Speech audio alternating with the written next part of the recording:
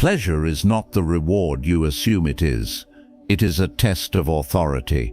Most people treat pleasure as harmless, something earned, something deserved, something that carries no consequence. That assumption quietly weakens control. Watch what happens when pleasure approaches. Anticipation rises, standards soften, judgment loosens. Pleasure does not seize control. It negotiates for it. Just this once. You've earned it. It won't affect anything. These thoughts feel mild. Their effect is not. The moment pleasure is allowed to lead, self-command steps back. This is why discipline feels easy in emptiness and fragile near temptation. Notice how boundaries shift. What was firm becomes flexible. What was structured becomes optional. Not because you chose disorder, but because pleasure reframed the choice. This is the subtle danger. Pleasure never announces excess. It introduces relief. Relief from effort, relief from restraint, relief from refusal. But relief is never neutral. It always moves the line. Once the line moves, the mind records it. What was once deliberate becomes familiar. What was once occasional becomes expected. What was once controlled becomes automatic. This is how indulgence becomes dependence, not through collapse, through repetition. The cost is delayed. That is why it is dismissed. It appears later as erosion, weaker discipline, lower tolerance for discomfort, reduced authority over impulse. Control is not lost suddenly. It is exchanged gradually. And the exchange always feels reasonable. This is why pleasure feels safest right before it becomes expensive. If discipline establishes structure, pleasure tests it. If emotional control creates space, pleasure tries to occupy it. So the question is not whether pleasure is allowed. The question is who commands when it arrives. In the next phase, we will examine how pleasure quietly reverses authority and why unchecked pleasure always weakens self-rule. Pleasure does not attack discipline. It displaces it. The internal order shifts quietly, from command to response. Instead of deciding what is appropriate, the mind begins reacting to what feels good. This is the reversal. Discipline operates from principle. Pleasure operates from sensation. When pleasure enters without structure, principle pauses, not permanently, briefly. That brief pause is enough. Pleasure installs a new standard. If it feels good, it is acceptable. This standard is rarely stated. It is absorbed. The body leans forward. The mind supplies explanations. Clarity weakens not because pleasure is strong, but because attention narrows. The question changes from "is this aligned?" to "is this satisfying?" Once that shift occurs, authority changes hands. Judgment no longer leads, impulse does. Restraint begins to feel unnatural. Delay feels unnecessary. Limits feel imposed, not because limits are wrong, but because pleasure reframes them as obstacles, and obstacles are meant to be removed. Watch the progression. The more pleasure is indulged without command, the more restraint is interpreted as deprivation, not discipline, deprivation. This is the pivot point. When restraint is seen as loss, pleasure no longer needs to persuade. It expects. Expectation is dependence. The mind begins to organize around pleasure, to protect it, to justify it. Discipline becomes reactive, applied after excess, never before it. This is the mechanism.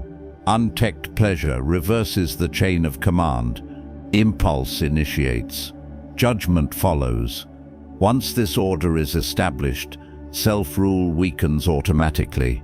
No collapse is required. No crisis is needed. Only repetition. In the next phase, we will correct the frame around pleasure, not by rejecting it, but by restoring command over it. Pleasure is not the threat. Loss of command is. Most people respond to this by avoidance. They suppress, they deny, they restrict without clarity. That fails, because pleasure is not the problem. Position is. Pleasure is not meant to lead, it is meant to follow. When pleasure stands above judgment, discipline weakens. When pleasure stands beneath judgment, it stabilizes. This is the reframe. You do not ask pleasure what to do. You decide first. The question changes from, do I want this, to, is this consistent with my standard? That question restores authority. Pleasure becomes data, not direction. It may be noticed, it may be felt, but it does not issue orders. This creates separation. You stop identifying with sensation. You stop mistaking impulse for instruction. From this position, urgency fades. Delay no longer feels like loss. Why? Because command remains intact. Restraint is no longer punishment, it is alignment. You are not rejecting pleasure, you are placing it correctly. Order returns, and with order, calm follows. Once pleasure is framed this way, its intensity drops, not because it vanished, but because it lost rank. This is the difference between indulgence and control. One replaces judgment, the other answers to it. That hierarchy matters. In the next phase, we will apply this hierarchy in real situations and show how pleasure can be experienced without eroding self-rule. Control is tested when pleasure is present, not when it is absent. In neutral moments, restraint feels easy. Temptation exposes position. A craving appears. An opportunity presents itself. An urge suggests immediate satisfaction. This is where most people decide incorrectly, not because they want excess, but because they respond too quickly. Application begins with delay, not suppression, not denial. Delay. When pleasure appears, pause before responding. This pause is not hesitation, it is command. During the pause, identify the order. Judgment first, sensation second. Ask nothing from pleasure. Consult your standard. Is this aligned with who I am, with how I operate? Then act. Sometimes the answer allows engagement. Sometimes it requires refusal. In both cases, control is preserved. Pleasure loses power when it is no longer urgent. Urgency is its leverage. Remove urgency, and sensation weakens. You will notice this physically. The body relaxes, the pull softens, nothing dramatic occurs. That is the indicator. You are not fighting desire, you are positioning it. With repetition, this order becomes natural. Pleasure still appears, but it waits. And what waits no longer commands. In the final phase, we will integrate this control into identity and close the loop between pleasure, discipline, and lasting self-rule. At this point, control must settle into identity. Not restraint through effort, restraint through order. You are no longer someone who reacts to pleasure. You are someone who positions it. Pleasure may appear, it may invite, it does not decide. Judgment decides. This changes the texture of pleasure. It becomes quieter, less urgent, less persuasive.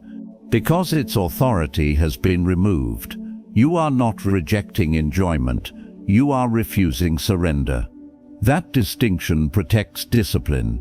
When pleasure is placed correctly, clarity remains intact, structure remains intact, self-respect remains intact.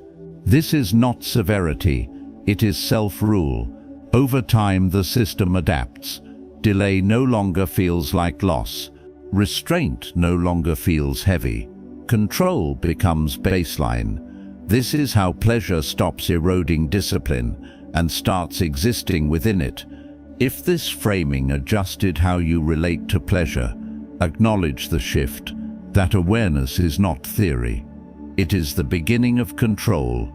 In the next video, we address a subtler threat to discipline, the need for validation and praise, and how Stoics learn to detach from approval without becoming cold or disconnected. Continue with the next video in this series.